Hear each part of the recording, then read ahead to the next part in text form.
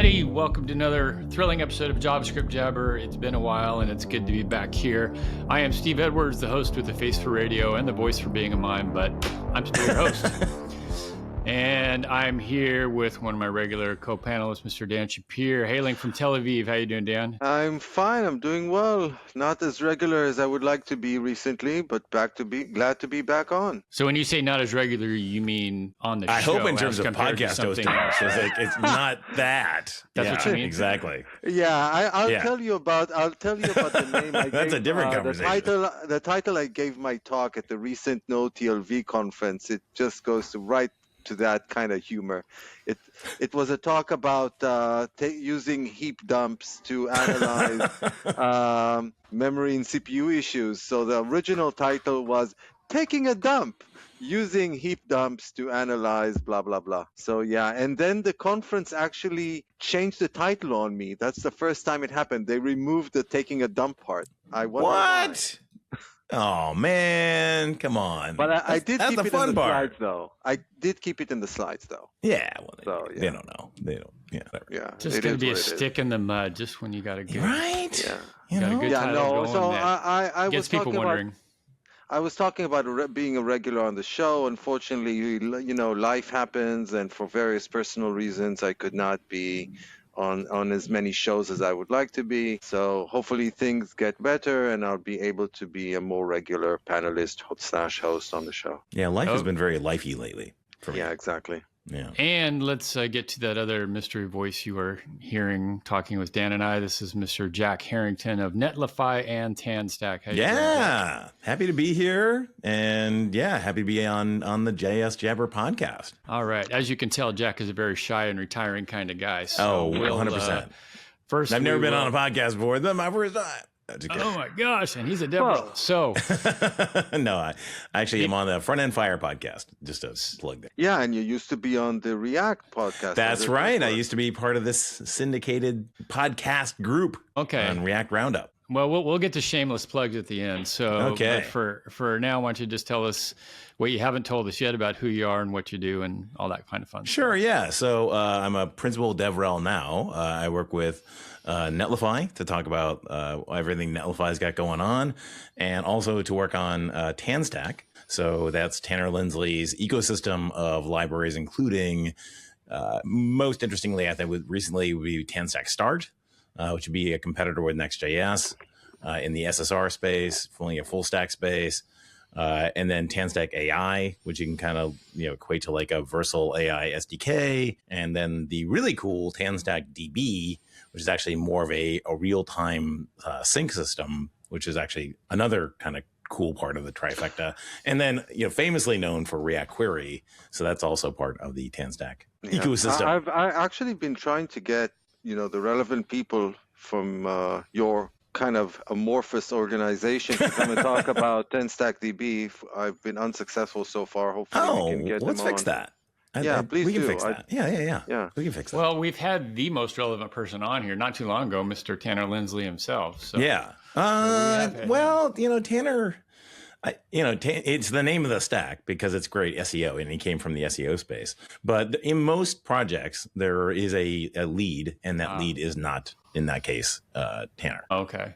Yeah, the first time I interviewed him on, I asked him where the name TanStack come from. I mean, did he get a good really suntan one time or something like that? And, no, it's my name. I said, that doesn't make sense. Right, Tanner. Yeah, okay, Tanner. Gotcha. Yeah, there you go. Right. Yeah, I guess it's indicative of success when you become the big boss and you don't need to work on the nitty-gritty anymore. Oh, he's definitely in the nitty-gritty. But let me tell you. I know. You can't get Tanner out of the nitty-gritty. No. In fact, actually, the way that I got into TanStack was I built the Create TanStack app, CLI. So right when Create React app was phased out, I was like, hey, Tanner, let's go and I'll just go and make a Create React app variant where all they got to do is just create and change React to TanStack, and I'll give you basically the same app with our stuff underneath. And he's like, yeah, that's a great idea.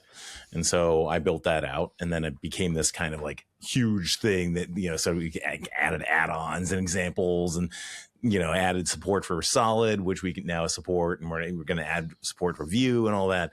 And actually, just recently, he kind of basically took it over because he was going and integrating it onto TanStack.com. So you can now do TanStack.com/builder and basically get like a checkbox list of all the stuff that you want in your app. And you just say, hey, cool, export this. And we'll give you a zip that's got it all. It's pretty cool. Oh, cool. So basically, instead of running it locally via your CLI, you can also just go online, fill in a form, and get exactly what you need. Exactly. And we're going to be doing a lot of cool stuff in that space. Now, what was the view support you just said you had? I'm a view guy. Oh, nice. Yeah. So basically, TanStack Start is really just TanStack router with some extra stuff for like server-side rendering and server functions and API routes. And both of those things, router and start, are actually essentially an agnostic core. Like router is an agnostic core, and then there's a React variant of the router that then uses that agnostic core. And so we've got two different versions of, we got a bunch of different versions of router, and now we've got a bunch of different versions of start. So we've got a React start, but we also have solid start. So you can actually build on TanStack Start using solid, and Vue is just now kind of getting into like the alpha phase. So we're going to have a Vue version of Start and probably Angular at some point. So yeah. And we're doing the same exact approach with AI. We have agnostic core for an AI client, and then we wrap that for Vue and Svelte and React. So for the router, then would you use that instead of Vue router? I guess I'm trying to understand how you'd use that instead of Vue router. So then you get file-based routing, you get code-based routing, wherever we want to play it. So you wouldn't have to use like Vue versus Nuxt then to get the two. You could use either or with Vue. So I would say TanStack Start for Vue would be a competitor with Nuxt. How it like in terms of like replacement and all that, I can't say that for sure, because I do know that like you can actually do some interesting configurations. Like for example, you can use Astro. You can actually have TanStack Start for whatever React or Solid or whatever you want routes within an Astro app. So you can actually have like an Astro app that has like your homepage and all that. And then when you want to get into the app, like you have like /app, and then that's all TanStack Start routes with all its routing. So that's actually quite nice. You get like a combination thing. What's that? Cloudflare bought Astro. Yeah, that was a surprise to me. I mean, I saw that come out. I'm not really I saw Fred's keyed in, but we got to get Fred on. I haven't talked to him in a while. Oh, Fred's great, and I would love to hear his perspective on. Yeah, I had him around version 4, version 5. We had him both on the show. Views and Vue and here. We've had him on here. Yeah, we've had him on here a couple of times. We definitely should have him back if you know. Yeah. Oh yeah. I'll have to reach out to. I'll reach out to Fred. No, it's his job to do the Cloudflare. Yeah. I'm glad he. Well, I don't know. I'm happy for him. That's clearly. Look, he did transform it into a business. So effectively, selling your business or is an exit. You know, it's a success story. Yeah. I don't know what that means for the ecosystem, but it's cool. Cloudflare is a great company, so I'm very happy for him on that front. Like I know, like Sunil over at Cloudflare, we have a great time hanging out. He's fantastic. Yeah, love the Cloudflare folks. So going back to the topic at hand. Oh, you know what? Before then, so one more thing. So you were saying that you're introducing TanStack Start as the basis, as kind of a meta framework on top of a variety of front-end frameworks. You mentioned, of course, React, where it's a kind of an alternative to Next.js. Mm-hmm. I'm saying kind of because it has a bit of a different philosophy. We've actually spoken about it with Tanner. Next.js, we would say, is back-end first and can do front-end, whereas TanStack is like front-end first, and then you can enrich it with back-end is the way that I would put it. Yeah, that's perfect. Although then the next thing certainly gets more complicated because you got like literally two different types of routers there. You got the pages router and the app router, and they work on two entirely different models. That being said, TanStack Start is coming out with RSC support sometime soon. So excited about that. Yeah, he was talking about that as well. Yeah, and it's a different model than the app router model. Don't expect that you're going to get the same exact thing, and you're going to get a lot of different approaches and different benefits. For Yeah, those again, like me who don't know what RSC support is, can you elaborate on that? Sure.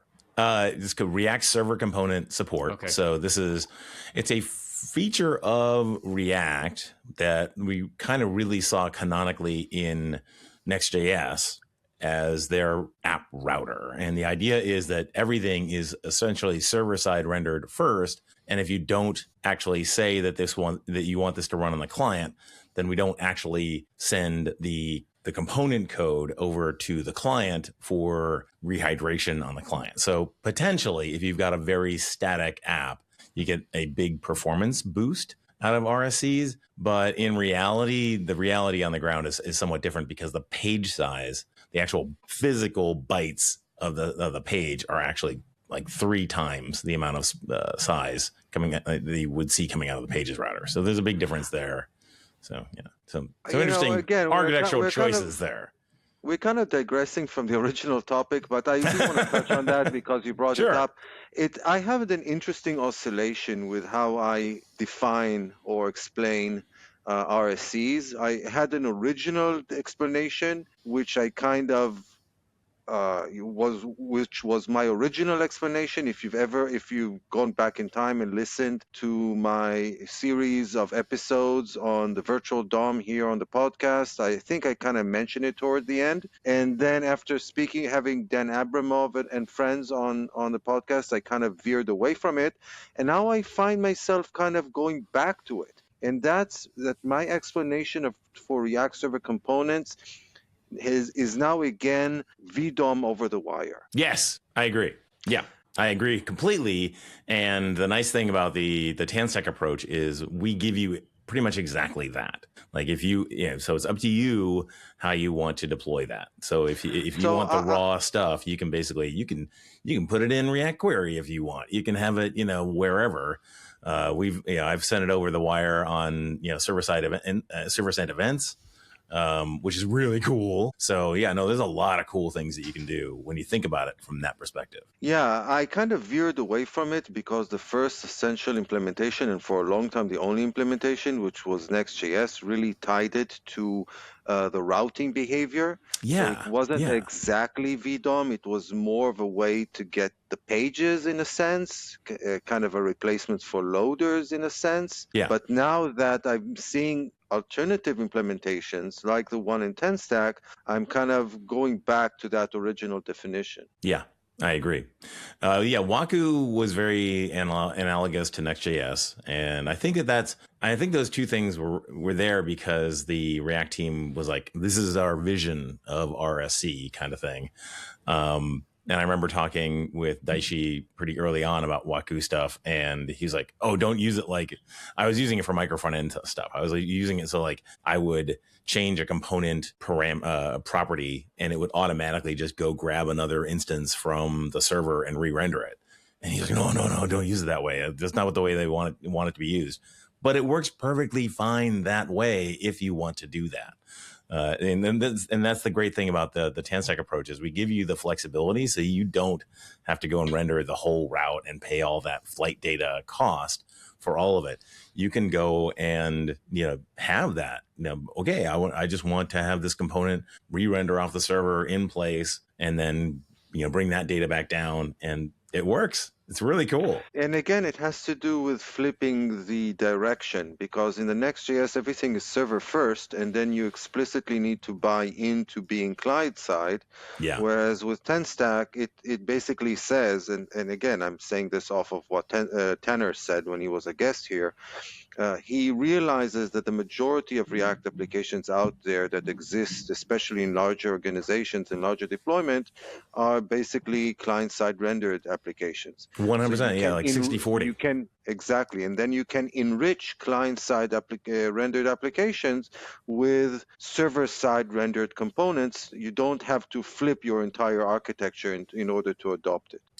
Yep, absolutely. I mean, how many times have you started off with a Vite app, right? And it's really cool. It's great. It's got all the functionality and this and then you got to like actually call off to an API to do something, right? Well, either you've got to run a different API server and do cores, or you got to do some hackery inside the Vite config to go and add some API routes or things like that.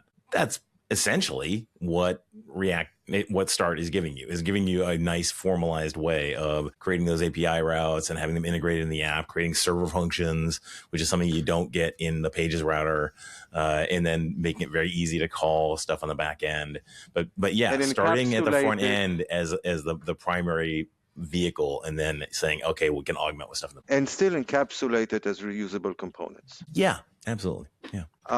And before we end on this topic, it was really interesting for me, two aspects. For the first is that you're also addressing Vue, and in fact, kind of like you said, in a way that's kind of analogous to the way that you're kind of positioning TanStack Start for React versus Next.js. You're kind of positioning TanStack Start for Vue versus, let's say, Nuxt, in a sense. So giving a bit of an alternative to Nuxt, I guess. Yeah. I mean, I only know of the Vue stuff, a little bit. I went in actually to try and see if I could create TanStack app to go and build out some Vue apps, and I was like, oh, okay, this is still a little early days, but I think it's very promising. And finally, Solid Start is effectively wholly built on TanStack Start now. So is Solid Start built? Well, there's you said.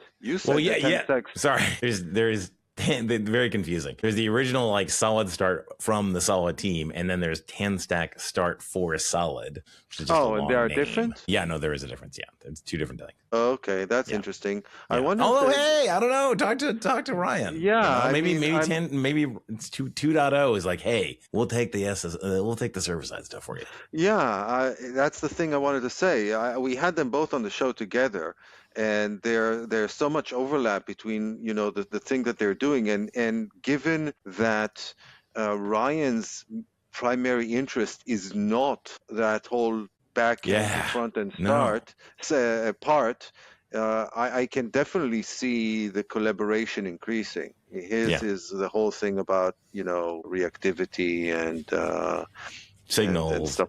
And signals and async signals. By the way, that's exciting. I'm excited about Solid 2.0. I have to tell you, I literally told him that from the way that I see it, he should probably be in the academia. Yeah, maybe. But, I mean, having him out in the real world is, nice in that he really understands the full totality of our space. You can ask him pretty much about any server and any framework, and he just keeps up with all of it. He knows all the different approaches. He's a fantastic guy. He actually lives pretty close to me now, so hopefully I can get him out for lunch again. Oh yeah, I know that they've moved. So they moved up to Oregon. Oh, cool. Where are you at, Jack? I'm in Portland, Oregon. So am I. Hey, there you go. We need to meet up. Yes, we do. I'm out east.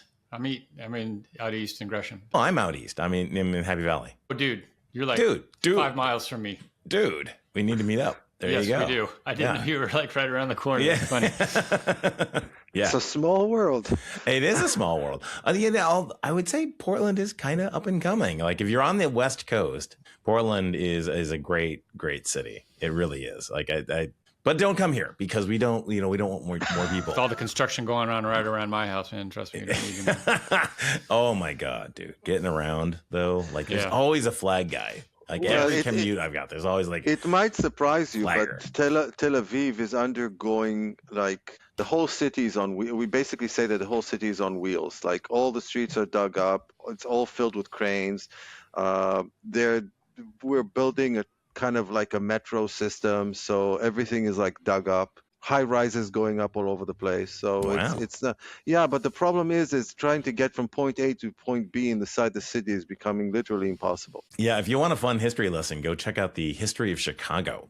They actually raised up a lot of buildings up on these jacks when they were adding in sewage and plumbing lines and all that kind of stuff. And there were stories of folks waiting in an intersection as a house would come by. Well, per my understanding, it's kind of built on the basis of a swamp or something.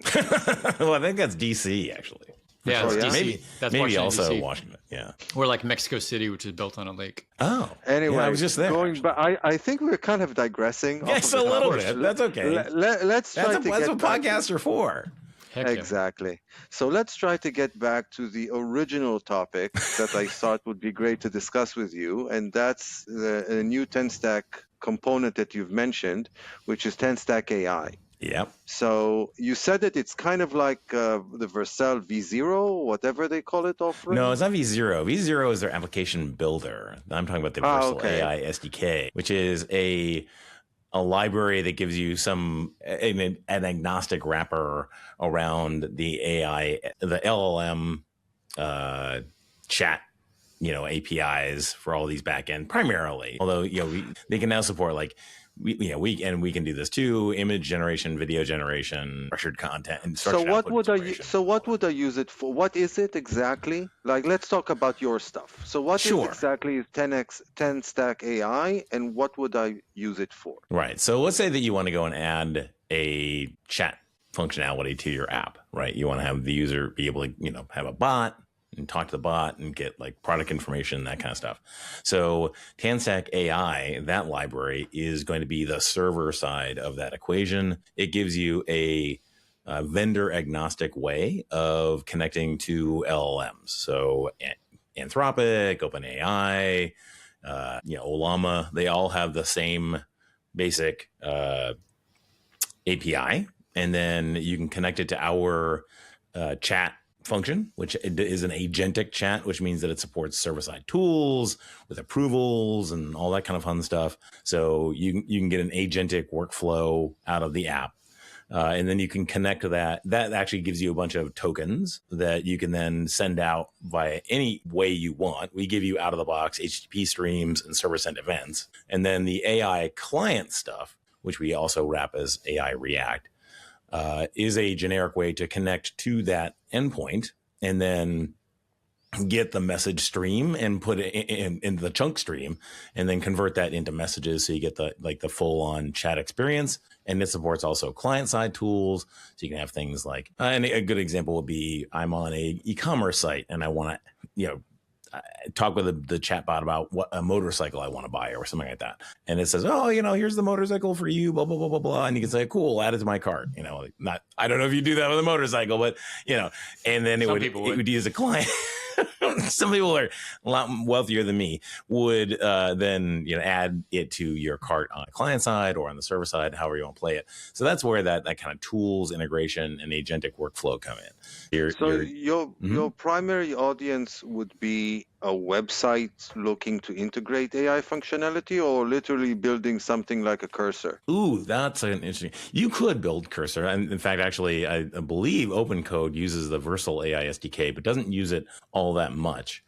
They just use it as a neutral layer, so that they can go and have a single code base that connects to OpenAI models and Anthropic models and all that. And more than welcome to talk to them about moving to TanStack AI. So yeah, you could use it in a CLI, you can use it in web, you can use it in native, you can use it in Electron if you want. You can actually run the tokens across IPC, right? It's really just a question of, you've got one thing that's going to go and give you an agnostic way to hit your LLMs for various services like chat or image generation or whatever they support. And then the client side, which is about getting the tokens back and formatting them into messages so that they're easy to display. So if on the higher level, it seems to me, let's see if I understand correctly, that you're offering two main services. One is an LLM agnostic way to connect to the LLMs, and you're saying that they have a similar but not identical API, so you overlay a facade on top of that basically irons out the wrinkles and makes them actually identical in a sense. Yeah, basically, yeah. And in addition, you also get a chat client that works with this infrastructure on the back end. And we're just in the process of finalizing that. We'll be moving. We have our own internal standard for chunks, right? That'd be, this is the LLM, and it just put out a chunk with, this particular token in it or whatever. And we're going to be moving to what's called AGUI, which is a standard for chunked tokens. And the cool thing there is that you'll be able to use our server AGUI exported chunks with anything on the front end that supports that standard. So you don't have to use our hooks and our client if you don't want to, and vice versa. If you use our client and our hooks, you could talk to any server doing AGUI on the back end.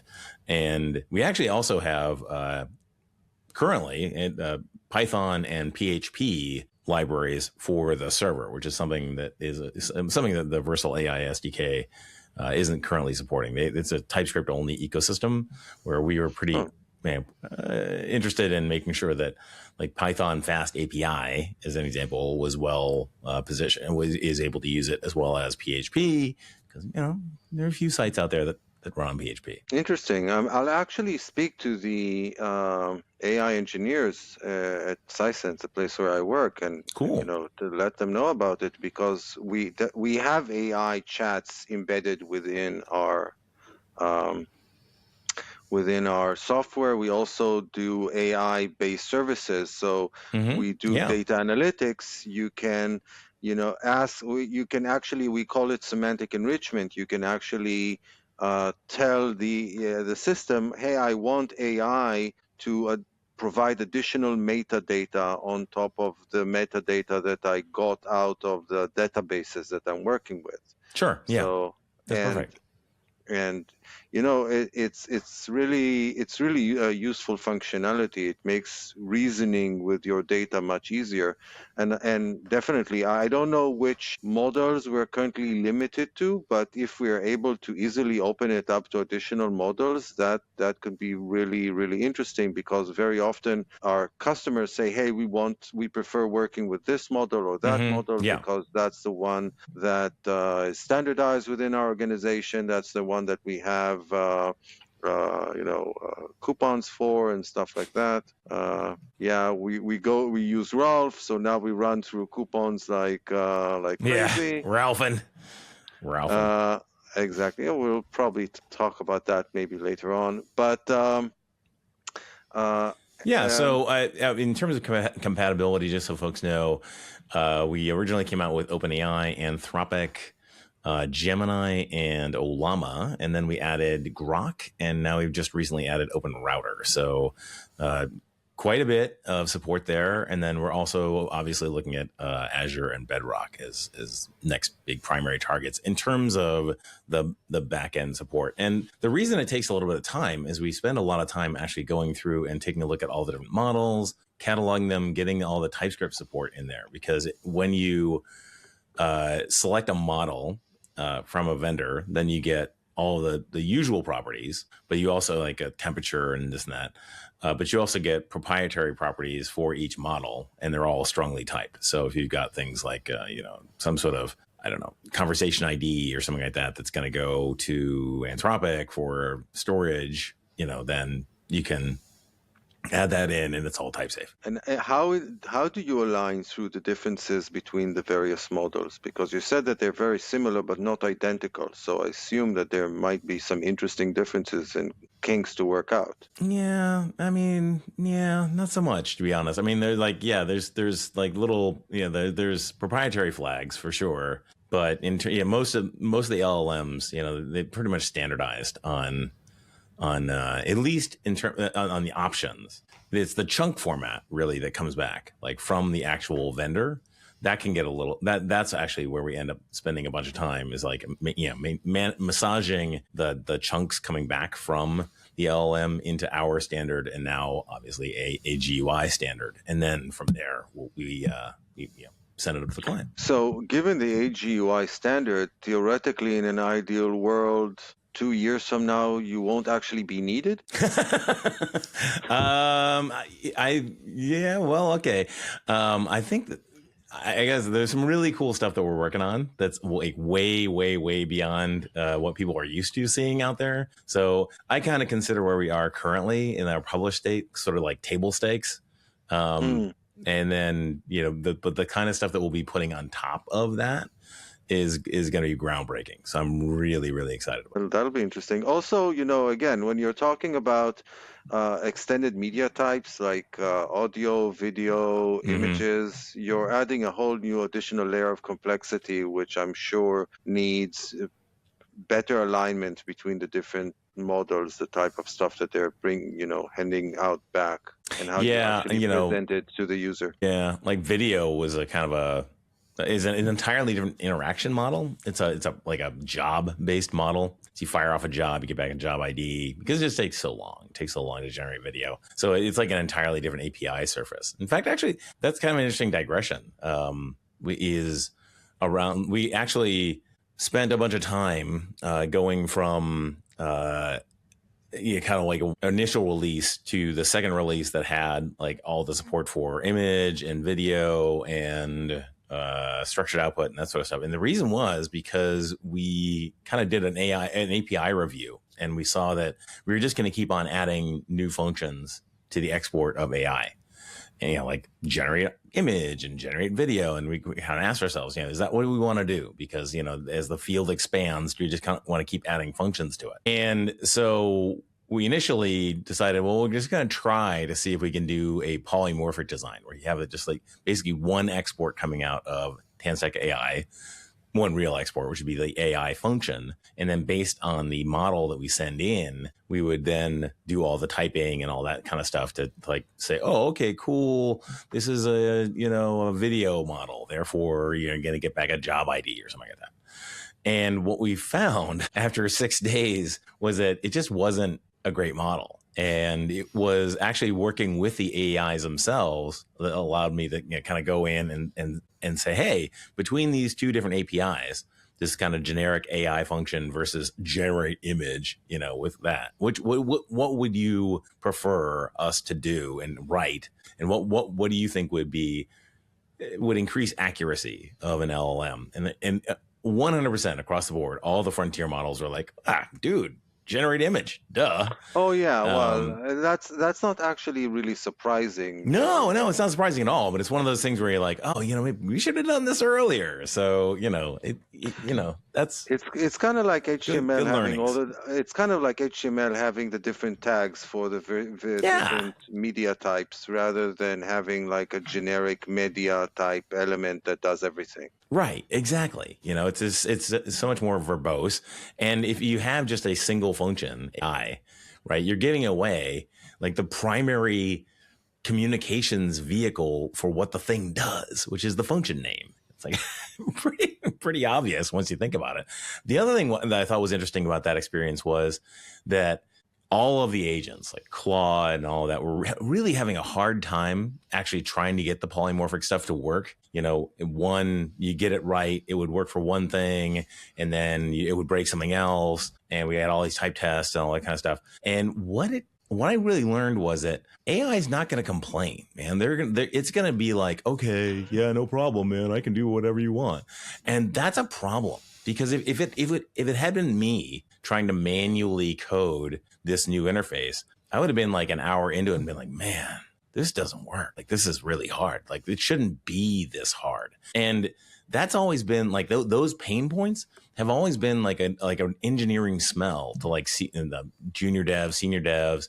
Like, you run into a wall and like C++ is not happy with how you're doing your stuff. That's an indication that you probably are doing it the wrong way. Or same thing, TypeScript and types. If you're having a heck of a time trying to type it correctly, maybe that's not great. Maybe you want to do something else. Yeah, that's kind of the thing about AIs from what I've been experiencing, is that AI, even when you tell it, we were talking about it before, about the rule files before we started the show.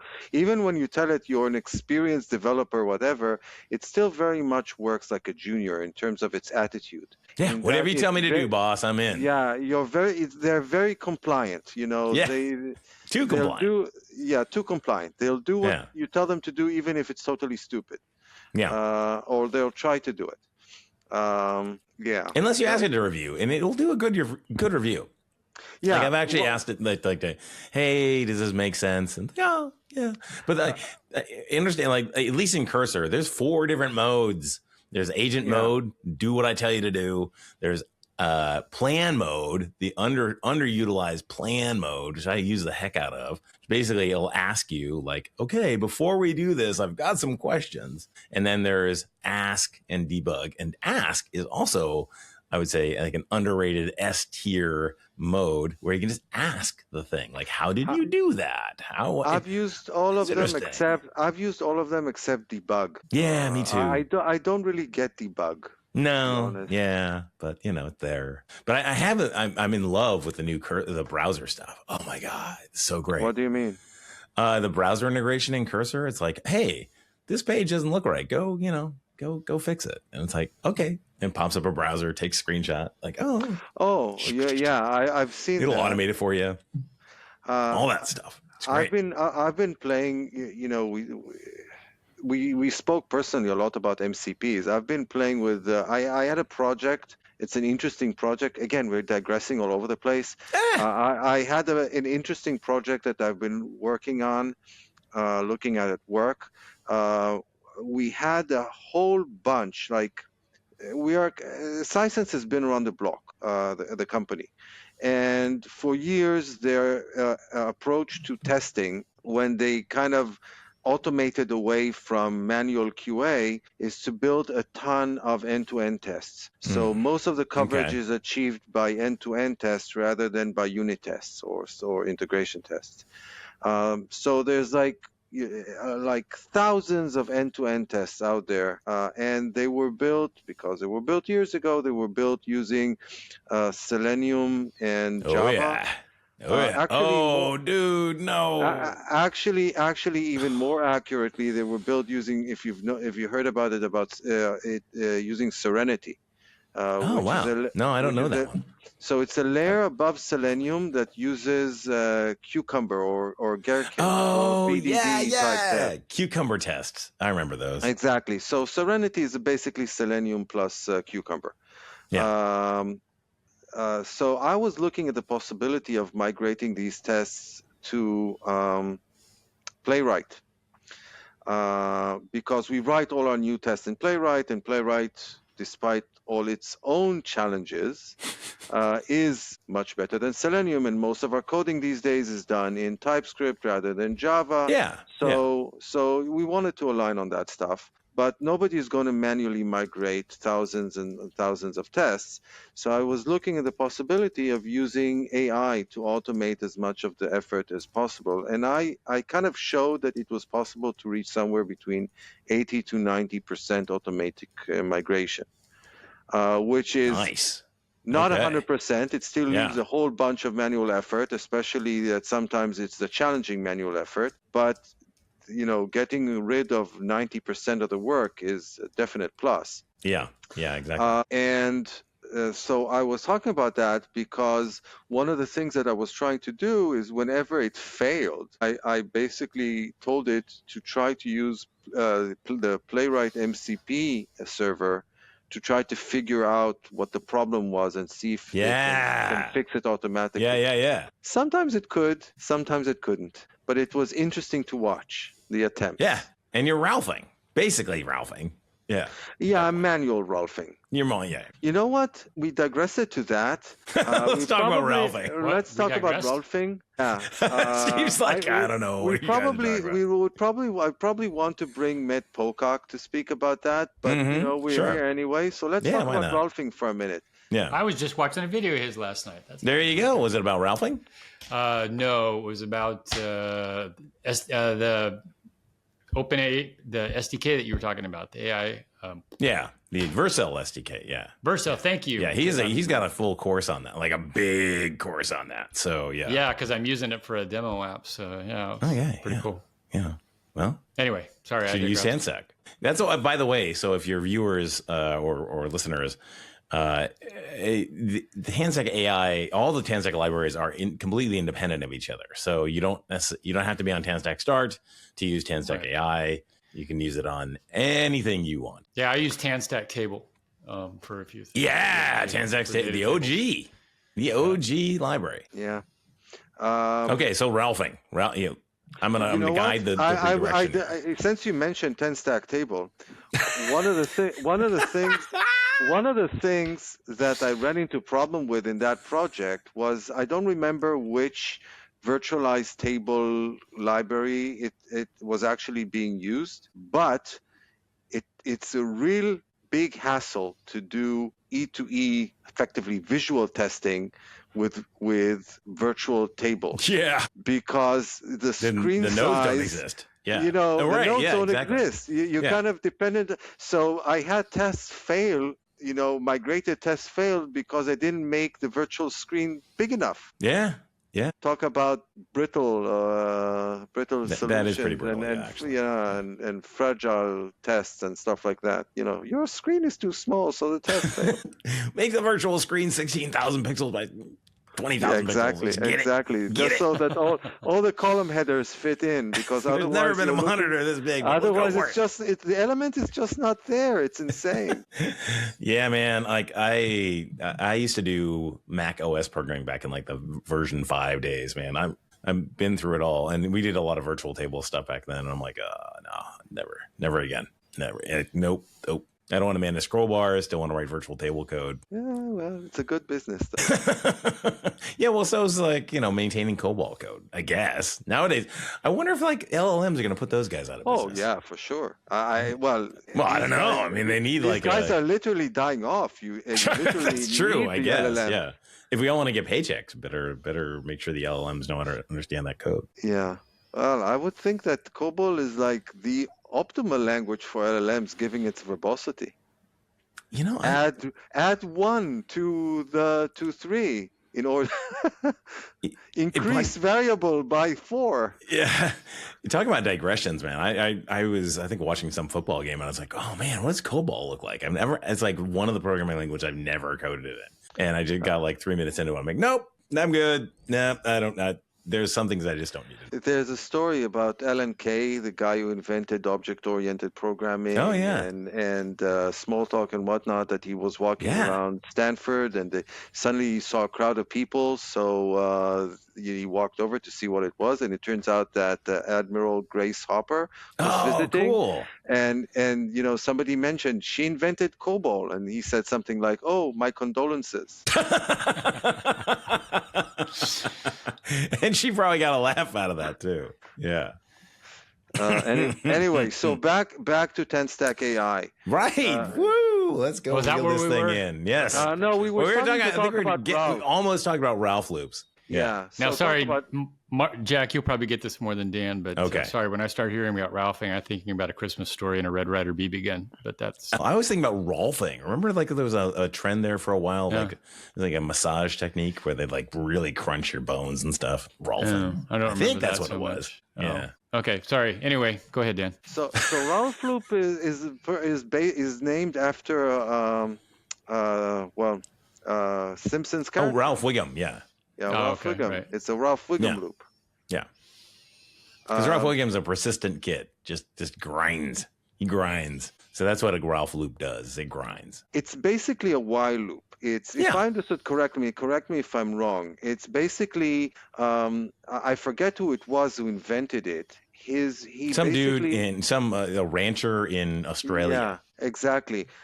He was trying AI, and he was annoyed with the fact that AI would do some tasks for him, produce an incorrect results, and stop. Right. And you just had to kick it in the butt and be like, no, that's wrong. Next, try again. Eventually you would get it. Yeah, like on the 5th try, the AI would get it. So basically, if I understand correct, the Ralph Wiggum loop is basically running AI in a loop, and every time you run a sort of a test suite to check if you've reached your end condition or not, and if it didn't, you take everything that you got and basically use it as an input to the loop all over again. So you tell not everything you got, like a summary of what you got plus the original context. So the original context plus the test results. You failed in this, that, and the other, and try it again. Yeah. And the idea is that if you get like the context window too big, I mean, we started to see like people empirically are starting to talk about like 50%, 60% above that kind of range. The AI, like the LLM, it gets in every time you make a request, it sends that entire block back over to Let's talk Anthropic about or whatever. context windows for a minute, because I think it's a critical aspect here for It anybody really working with is. AI. Managing your context window. And that's what the Ralph loop is trying to do, is make sure that like it starts basically fresh on every single loop through. It takes back whatever it needs, erases everything else, and this way keeps the context manageable. Yeah. Because So let's people talk kind of about- empirically found, like, as I say, like, 50, 60%. And like they after that, the LLM starts to quote unquote get dumb, and it starts to like only look at the beginning and the end of the context. Really. So basically, the easiest way to see it is if you're working in an environment like Cloud Code or Cursor or whatever, and you're trying to get and you basically have this chat that goes through your entire work day. And let's say you're working on the same problem the whole day, you would notice that towards the end of the day, instead of getting smarter and better understanding of what you're trying to achieve, given everything that you've researched and investigated over the day, the LLM is actually getting dumber and producing incorrect results rather than better results. That sounds like me when I'm getting tired after the end. Exactly. It needs a coffee. Right. Well, in this case, the coffee is. I think that's close enough. I don't know what that is. Oh, is that Red Bull? Oh, geez. I've tried those. Man, I get heart palpitations. Entirely different topic. But yeah, the idea being like, their version of a Rockstar is that you basically go back to the original context and say like, okay, starting as if we haven't done starting with where we are now. Let's try and hit this again. And so you don't have that. So basically, the context window is the input that you send to the LLM, effectively, right? Would that? Yeah, it's all the messages, all the system prompt, and that includes like all the tool calls and everything else. So yeah. And it has limited size. Yep. So when you're having a really lengthy conversation with your LLM, effective at one point or another, you'll exceed your context window size, which can vary between LLMs. I think it's like, how many cases? It varies wildly between LLMs, but it'll do like most of these clients will do like a compaction phase. They'll basically do a summarization and try to do like a Wiggum loop. The trick is that you don't really know what the summarization did or said, so it could have gotten it wrong. So what I tend to do is my workflow is that I'll get like pretty deep into a conversation. I'll get to a point where it's like it's working, and then I'll have it build a markdown file that's like, this is where we got to, and then I'll kill that conversation. Bye. Don't feel any attachment to that version of so Claude. You close There's a whole new Claude. If it's Cursor, you close that chat window and you open a new chat window. New chat window and say, here's your context, buddy. This is where we got to. Now let's start from there. And yeah, as you say, like it keeps them smart because they like being in a small context window. Get better results. I have a similar but somewhat different approach. I've gotten kind of enamored. We've spoken about it with rule files. Mm-hmm. So what I do is I constantly, iteratively try to improve the rule file. And then at a certain point in time, I'll say, okay, the rule file has reached a certain level. I'll close the conversation and basically just kill it. Instead of telling it summarize what we've had so far, I'll continuously look at my rule file as an up-to-date summarization of the chat and whatever preceded it to that point. And so I'll close the chat and I'm starting fresh just with that updated rule file. And I take a really iterative approach to updating the rule file all the time. I also, every once in a while, tell it, please compact the rule file because it starts to accumulate a lot of gunk. Yeah, that's the thing. If you start off with a big file like that, you're gonna bloat the context window right off the bat. And exactly. That's one of the things that folks are learning is like, okay, so we've got our Next.js or our big TanStack start app, and it's got some back end code, it's got some front end code, and what you want to do is kind of break out those rule files or architecture files such that like the React stuff is in its own file, so that the LLM can basically say, hey, cool, all I'm working on is React stuff right now, so I'm going to go and use that as my my North Star of architecture.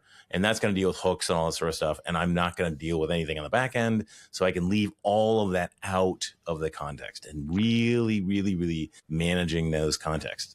And the other thing just as an aside, I totally agree. And just to mention that in most of the environments that I've seen, you can actually configure the rule file to pertain to a specific folder and all its subfolders. Yes. So that's, or you can tell or it, regex, whatever. Yeah. Or regex, or you can tell it just use it according to the context, but then it becomes kind of risky. Yeah. Yeah. What was I going to say? Jeez. Sorry. No, it's fine. Oh man. Yeah. So I actually, I kind of bifurcate. I have like an architecture document, and then I've got a status document, and the status documents are generally transient. I can get, create them, delete them as part of a branch or whatever like that. But the architecture document is what sort of remains over time, and that explains like the structure of the feature and all. So your mandatory or the one that is always applied is the basic architectural document, and the rest are either used transiently or used for specific parts of the application. Yeah. I remember what I was going to talk about. So tool calls.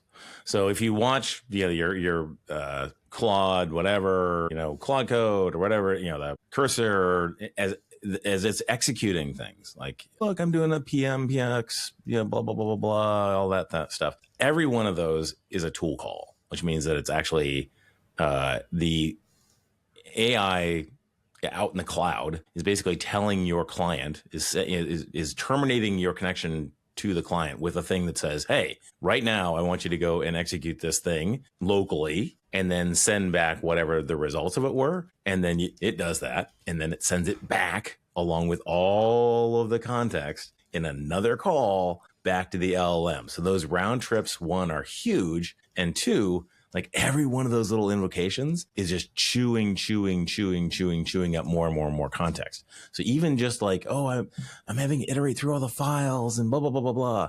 Like that's just nomming your context. So it's not just about the fact, I kind of learned this the hard way. Again, going back to that example that I gave, that initially I would literally have the LLM run all the tests to verify that whatever I updated didn't break anything, but I saw that not only was it taking a whole lot of time, it was also eating up the context. So instead, I became much more strategic about which tests I would actually rerun.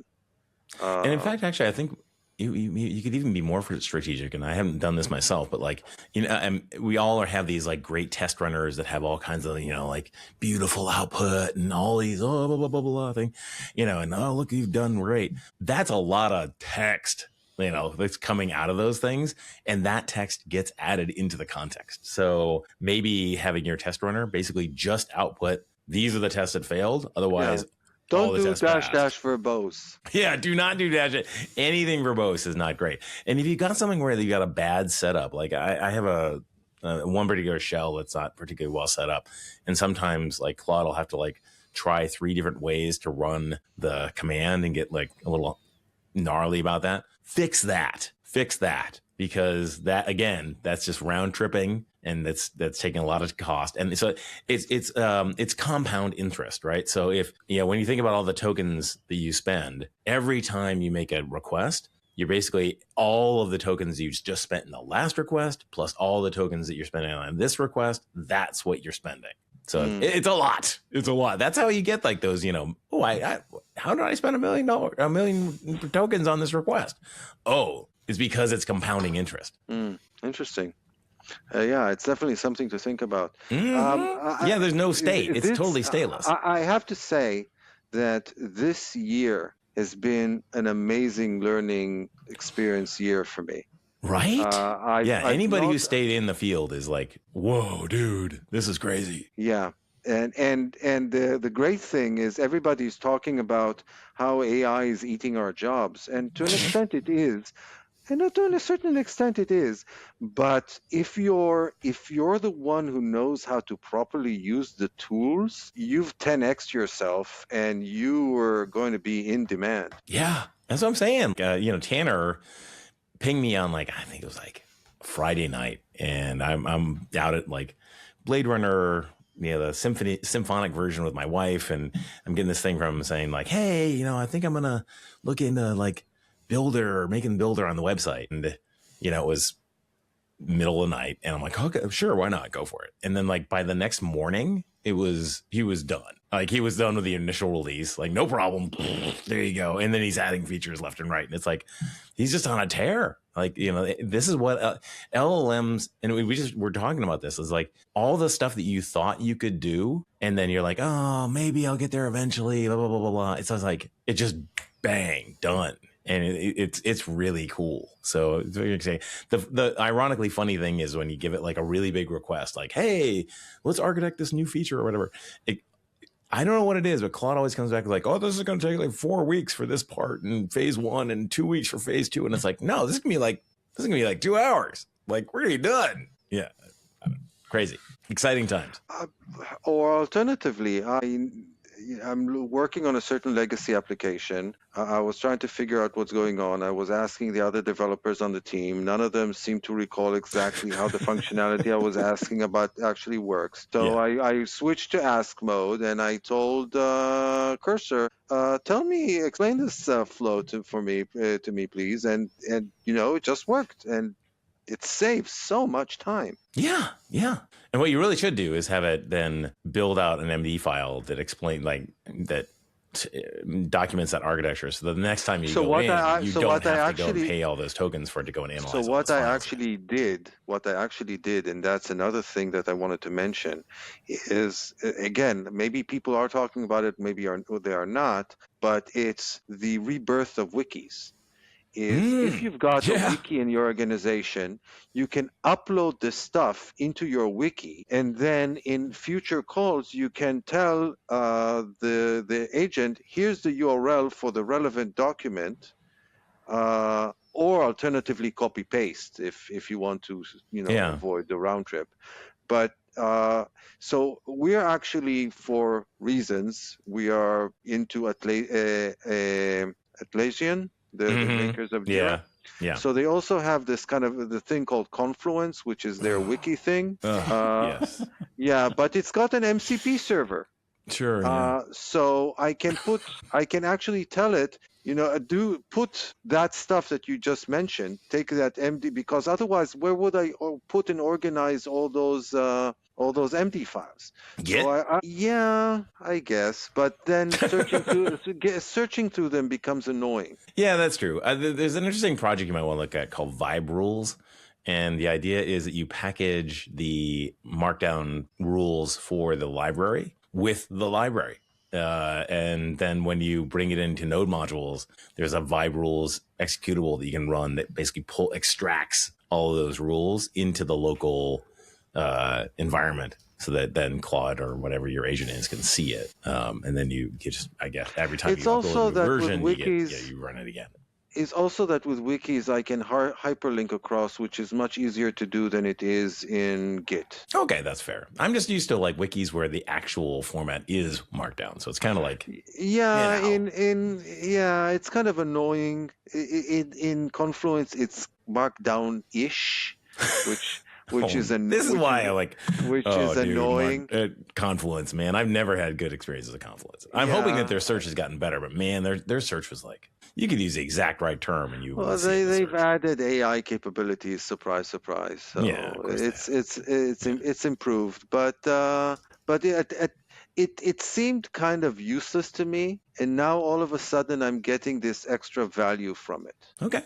Because I can tell, like I said, I can basically use their MCP server to say, use this reference architecture document when you're implementing a new project or something like that. Sure. And it makes life easier. Yeah. But you're right. It would be easier if it were pure MD files. It would be a whole lot easier. And the other thing is, I mean, doing that with like older projects is great because you're not going to version them that often. But if you're doing like early days work and you're going to be changing around the APIs and you've got like a branch where you've changed the APIs again, and you want to bring that in and see how it works. It's like, ooh, now I've got the canonical document is on the old API or it's on the new API. It's like you want to have the document with the code and with that version of the code. Oh, I agree. And rule files definitely go with the code. I've switched from. Cool. All right. We're good there. Again, people people often don't put the .cursor folder into, they ignore it in Git or the .vs code folder. And I always take the opposite approach. I understand that some people like to have their own independent setups, but I won't use a curse word, but F it. I'm going to give you mine because I created this project. And now with the rule files, it's doubly so. Yeah. There's a contributor on TanStack who was just asking me just recently if she had a good idea that around an IDE/agent agnostic way of specifying rules and all that, and then just having a compiler or like a little command line thing that basically take that agnostic version and just like, oh, I'm on cursor, like just run that and now give me the files. And I think it's a great idea. And so I had Claude go and do some competitive research, and turns out there's nothing like that out there. So hopefully she's gonna get into it and try it out. It doesn't seem like a heavy lift. They are pretty similar. They're more or less all markdown, more or less, maybe with a little bit of a header that kind of explains when it should be used. But other than that, they're essentially all just markdown. Yeah, and having like Claude do competitive research for you, underrated, man, underrated. Go it. Like it will save you so much time. Like, oh, I don't know, I can't find this, library that does this and that. Cool, great. Go ask Claude. Maybe it'll find it for you, and maybe it'll say, cool, this is an area where nobody is in, and you should build it. But don't go and just randomly say, well, I have this great idea, and then build the 15th version of a, I don't know, some library that does, I don't know, virtual tables. Actually, the bigger thing is how AIs are now both democratizing the SaaS market, but also kind of killing it. Yeah. It's anyway. Interesting. And, like I remember just recently, Guillermo said, I don't know, I don't like this app. It's not being maintained. I think I'm going to write, I'm just going to have it. I'm going to have Claude write a new version. And it's like, dude, people could do the same thing with Next.js app, So let's be honest. Like, especially if you're on Pages Router, like I've actually got a markdown document that basically says, here's how you go and take markdown, the Pages Router version, which most people are still on because the app router really didn't make all that good inroads. And a lot of people have problems with it. A lot of Pages routers can just be easily ported to Next.js. Yeah, but just be careful with that. So recently, and we'll finish with that and probably switch over to Pix. But I recently saw a tweet by the CEO of one of those AI building tools, Base 44, saying that wow, I haven't heard of that one. That's a new one on me. They're actually they were bought by Wix, and Wix is pushing them to users. So they're actually like one of the. They compete with Lovable and stuff like that. They're actually getting a lot of traction, it seems. I don't know. But anyway, so he said that he's seen customers replacing the Salesforce CRM with something they whip up with an AI tool. Okay. And just not pay the $100K a year to Salesforce, and instead basically get it for free. And somebody responded, well, if you can avoid paying and get 80% of functionality, it might be very worthwhile for you. And I said, sometimes yes, sometimes no. Like, you don't want 80% of a cure for cancer. Yeah, exactly. And you don't want to like, if that's not the intellectual property of your company, then it's going to be tech debt. Like you can't just, we're going to order lunch. Okay, well, let's write a new version of, DoorDash. No, dude, you use freaking DoorDash. Like, don't do that. Well, DoorDash, it's not the app. It's the. Yeah, I know. I'm just saying. Like, I'm just. Yeah, but a different example, I think, an actual legitimate example would be you probably don't want to rewrite TurboTax because you don't want the AI to hallucinate tax exemption laws. Oof. Yeah. You could end up in prison like that. Yeah, little downsides. All right. Anyway. So without hallucination or avoiding hallucination, we're going to wrap it up. I got a hard stop here in about 9 minutes. Okay, cool. So with that, first of all, thank you, Jack, for coming on. Oh, always a pleasure. Always nice to meet a neighbor. Yeah, let's get together. Yes, for sure. With that, we'll move to Picks. Picks is the part of the show where we get to talk about whatever we want to, whether it's tech, non-tech, books, movies. I do my dad jokes. So I will start off with what is, in my opinion, the high point of every episode, which is the dad jokes of the week. And then we'll save the guests. Haven't heard them in a while, so I'm looking forward to it. Yeah. Well, hopefully you're looking forward to them. We'll see. So, first of all, so when I become a lawyer, which eventually I'll do it, maybe I'll use AI to study to become a lawyer. I want to defend a penguin. So that way I can say the words, Your Honor, clearly my client is not a flight risk. Oh, right. Brutality.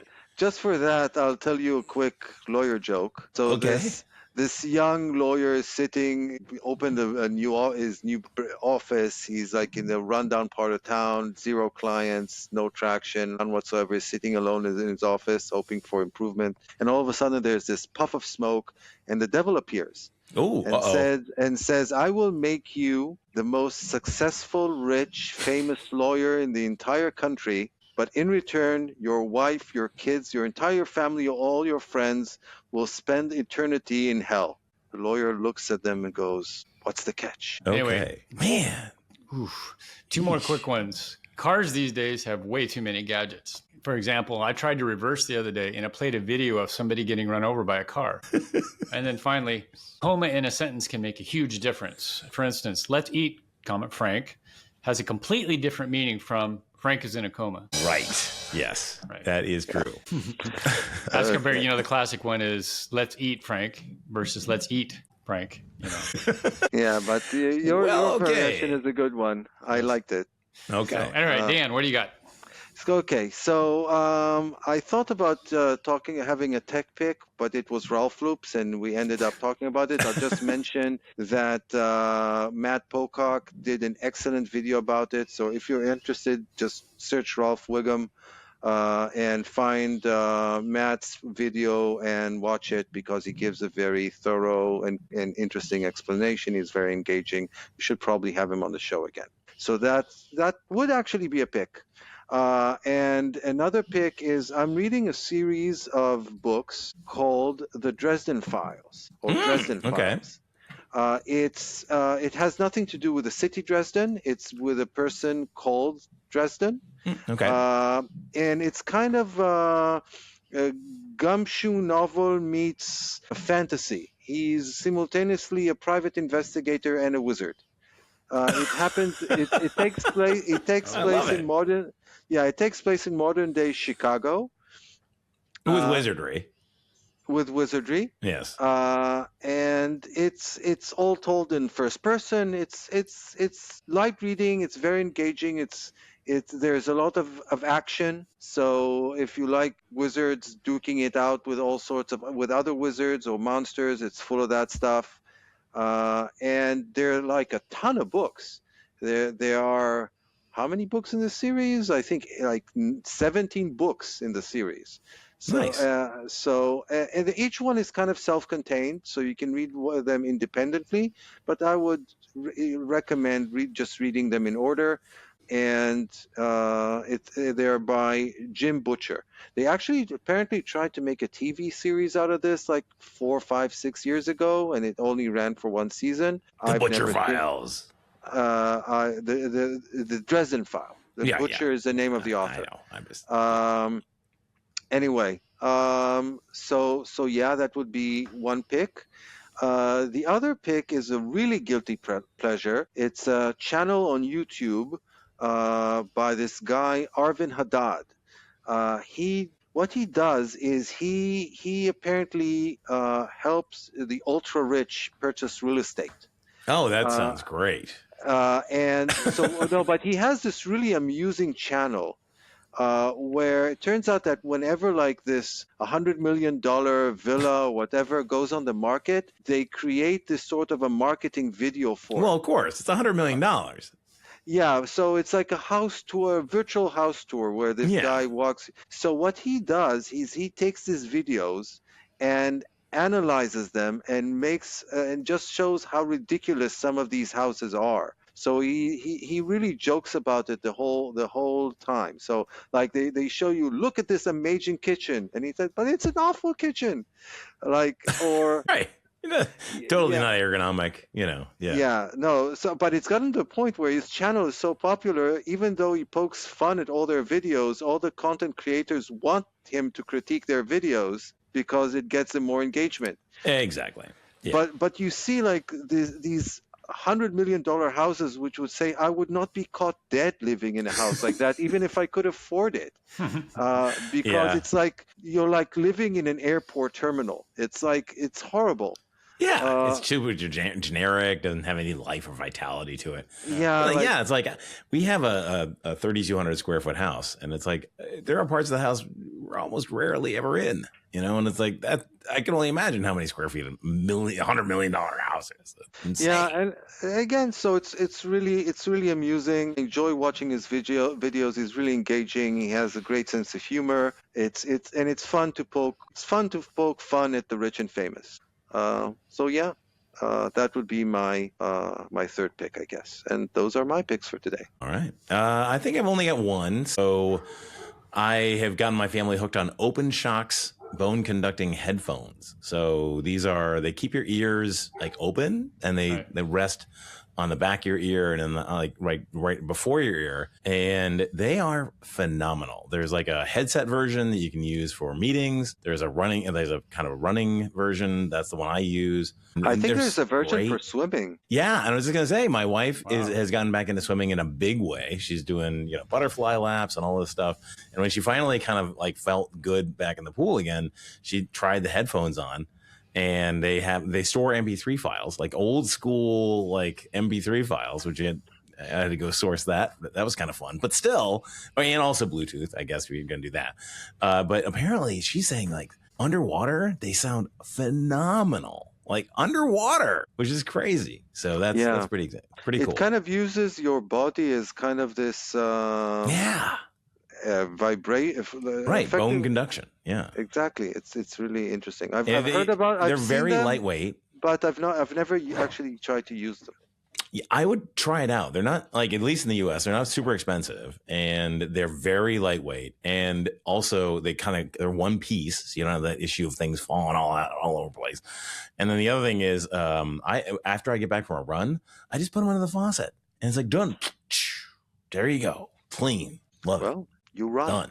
There you go. Yeah. Gotta do something. All right. Yeah, those are cool. A buddy of mine is a firefighter out on the west side of town here, and they had some of their masks that had those built in, and I tried them on. They're crazy. Yeah, they're great. Crazy how good they sound. Yeah. It's really weird thinking it's not coming through your ears, but yeah, it is. It's cool. All right. Well, I got to jump. So we've been talking for quite a while anyways.